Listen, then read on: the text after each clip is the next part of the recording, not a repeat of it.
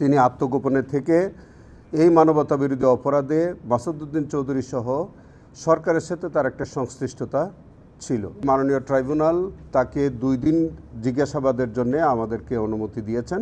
আমরা একটি misc case file করেছিলাম। আপনারা জানেন যে মাসুদউদ্দিন চৌধুরীকে আমরা সেই মিসকেসে গ্রেফতার করেছিলাম। সেই মাসুদউদ্দিন চৌধুরীকে আমরা রিমান্ডে নিয়েছি, জিজ্ঞাসাবাদ করেছি। তার কাছ থেকে আমরা কিছু তথ্য পেয়েছিলাম। তারই সূত্র ধরে আমাদের ইনভেস্টিগেটিং অফিসার তিনি যখন ইনভেস্টিগেশন করতে গেলেন তখন তার সাথে এবং তার পিএর সাথে জনৈক ঝন্ডু নামে একজন ব্যক্তির কথোপকথনের সূত্র পাওয়া গেল।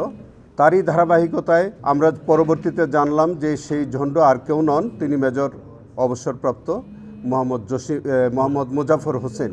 সেই মুজাফর হোসেন এর বিষয়টা যখন আমরা পাওয়া গেল তখন দেখা গেল যে গত জুলাই আন্দোলনে যখন মানবতা বিরোধী অপরাধ সংগঠিত হচ্ছিল সেই সময় মাসুদউদ্দিন চৌধুরী এবং সেই মুজাফরের মধ্যে অনেকবার কথোপকথন হয়েছে এবং আমরা তথ্য পাচ্ছি যে তিনি এই ফ্যাসিস্ট সরকারের আমলে বহুবার আমাদের পার্শ্ববর্তী দেশে উনি যাতায়াত করেছেন। বাংলাদেশে এসে তিনি আত্মগোপনে থেকে এই মানবতা বিরোধী অপরাধে মাসুদউদ্দিন চৌধুরী সহ সরকারের সাথে তার একটা সংশ্লিষ্টতা ছিল এবং সেই পরিপ্রেক্ষিতে আমরা আরও জানতে পারলাম যে সেই মুজাফর হোসেন তিনি শহীদ রাষ্ট্রপতি জিয়াউর রহমানের হত্যাকাণ্ডের সাথে জড়িত ছিল এবং তিনি ডেজার্শনে ছিলেন এবং ইতিমধ্যে তিনি আমাদের বাংলাদেশ সেনাবাহিনীর তত্ত্বাবধানে আছেন এবং তার বিরুদ্ধে সেনা আইনে অন্য একটি কার্যক্রম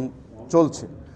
এইরকমই একটি অবস্থার প্রেক্ষিতে আমরা তাকে এই মানবতা বিরোধী অপরাধের সংশ্লিষ্টতায় তাকে আমাদের এখানে এনে জিজ্ঞাসাবাদের জন্য আমরা আবেদন করেছিলাম।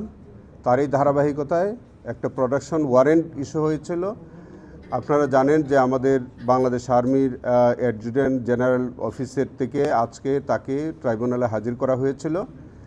ট্রাইব্যুনালে হাজির হওয়ার পরে আমরা একটি আজকে নতুন করে দরখাস্ত দিয়ে বলেছি যে তাকে জিজ্ঞাসাবাদ করা প্রয়োজন এবং আমরা 2 দিনের জন্য তাকে এটাকে আপনারা রিমান্ড বলেন অথবা সেম হবে জিজ্ঞাসাবাদ যে অর্থেই বলেন, তাকে ইন্টারোগেশন আমাদের আইনে যেভাবে বলা আছে তাকে ইন্টারোগেশনের জন্য সেই আবেদনের পরিপ্রেক্ষিতে আজকে মাননীয় ট্রাইব্যুনাল তাকে 2 দিন জিজ্ঞাসাবাদের জন্য আমাদেরকে অনুমতি দিয়েছেন।